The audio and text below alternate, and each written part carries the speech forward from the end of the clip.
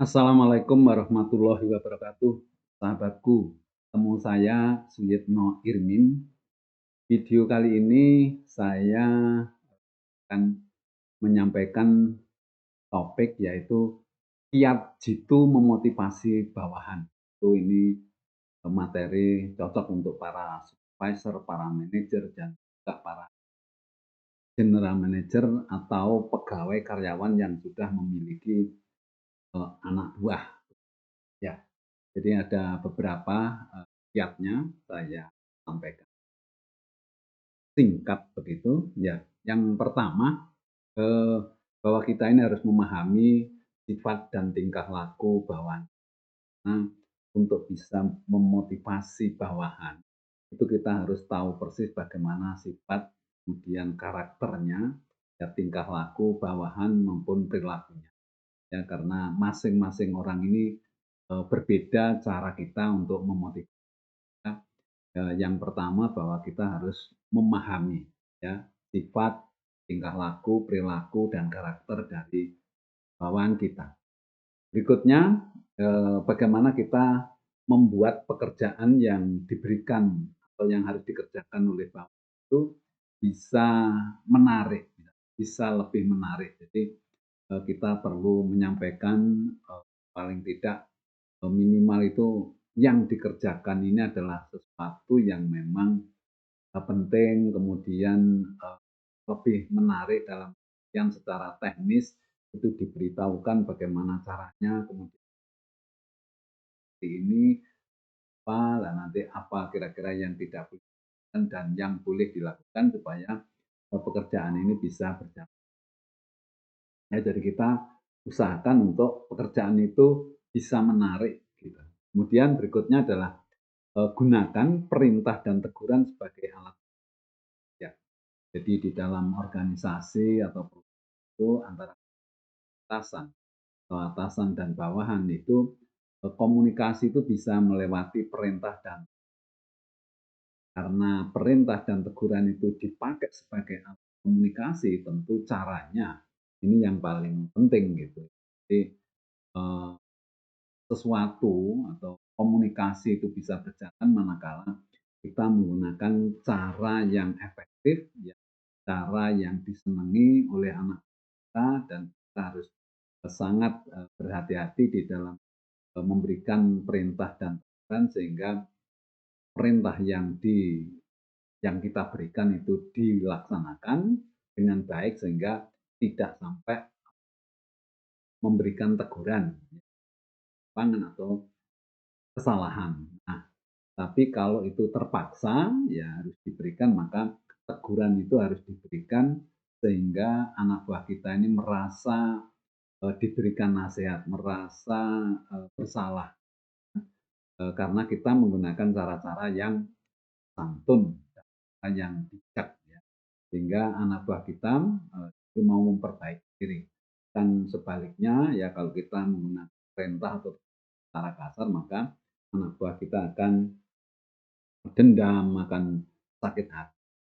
Dan berikutnya, membuat bawahan tahu bahwa mereka kita ini walaupun kita ini sebagai pimpinan tentu perannya sangat penting, tetapi kita tidak perlu terlalu memperlihatkan bahwa kita ini adalah orang yang penting. Justru kita berbalik ya bahwa bawahan itulah yang harus diinformasikan, harus dipahamkan bahwa mereka ini sangat penting. Tanpa ada mereka, tanpa keberadaan mereka, tanpa kerja mereka, maka kita ini tidak ada artinya atau perusahaan ini mungkin tidak akan bisa berjalan dengan baik.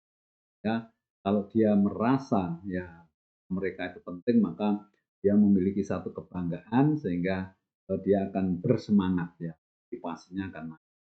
Dan membuat bawahan merasa dewasa. Artinya bahwa kita ini jangan sedikit-sedikit memerintah, kemudian memberitahu, kemudian terus diawasi dan lain sebagainya. Buat mereka bawahan itu merasa dewasa, artinya bisa melakukan kegiatan atau dengan sendiri, kemudian dibikin dewasa itu maksudnya juga supaya dia bisa mengawasi sendiri dan bisa bertanggung jawab. Jadi jangan terlalu, bertumpu kepada kita sebagai atasan begitu. Kemudian bertindaklah sebagai konselor dan, pelatih. Artinya bahwa, kita secara menerus memberikan satu, apa, bimbingan ya, suatu pelatihan, satu training supaya, kemampuan mereka itu bisa naik. Karena begitu ada kemampuan meningkat, kemudian semangat juga meningkat, tentu hasil kerjanya akan lebih. Jadi kita tidak bosan-bosan karena, kita sebagai pengawas, sebagai atasan itu sebetulnya, peran yang paling penting adalah kita sebagai mentor maupun trainer, pelatih, hingga terus-menerus kita memberikan tambahan ilmu pengalaman kepada anak. Kemudian hindari, sikap yang mematikan motivasi bawahan. Jadi, ini maksudnya supaya bawahan itu tidak slow down, tidak lokro ya, tidak demotivasi ya, karena sikap kita. Nah, ini harus tahu kita bahwa apa saja yang tidak disukai oleh kita. Contoh kita marah-marah tanpa sebab, kemudian terlalu berlebihan ya, kemudian kita menolak idenya dengan kasar ya, kemudian juga tidak adil kita, kemudian terlalu subjektif lah. Hal-hal seperti itu harus kita hindari ya, supaya apa, supaya tidak menurunkan, motivasi bawahan, bahkan mematikan. Itu ya sangat sayang sekali karena, kerja kita sebagai pimpinan sebenarnya kan kumpulan dari anak buah kita melakukan sesuatu kegiatan, nanti hasilnya, kita. Jadi dianggap bahwa itu kerja pimpinannya ya.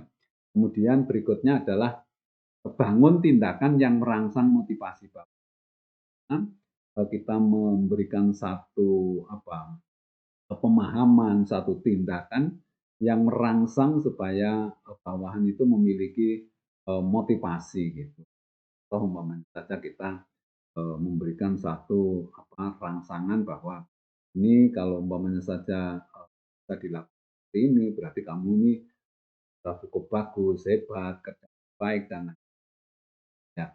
Kemudian juga berikan kritik yang membangun. Jadi jangan kritik itu mematikan bawah kita gitu. Justru yang membangun ya, caranya kritik itu atas saran, ya masukan itu harus yang baik, yang mereka itu betul-betul bisa menerima. Kemudian berikan kiat bagaimana memotivasi diri. Ya, sebetulnya motivasi itu yang paling efektif kalau kita ini bisa diri. Nah, bawahan kita atau orang-orang kita itu belum tentu bisa memotivasi. Itu harus kita, berikan bagaimana, memotivasi itu, memotivasi diri itu, bisa dilakukan oleh mereka dan, motivasi itu muncul dari dirinya sendiri karena penuh dengan itu, tentu memerlukan satu pemahaman, bahkan kita harus memberikan cara-cara yang terbaik untuk memotivasi diri, umpamanya saja yang melalui, keinginan-keinginan yang luhur ya, kita umpamanya kita kepingin mendapatkan gaji yang barokah, kepingin kita ini bermanfaat bagi orang lain atau mungkin, juga secara spiritual. Selain memang ada, hal-hal yang sifatnya itu, seperti reward and punishment itu ya penting. Yang lebih penting kalau bisa muncul dari diri sendiri.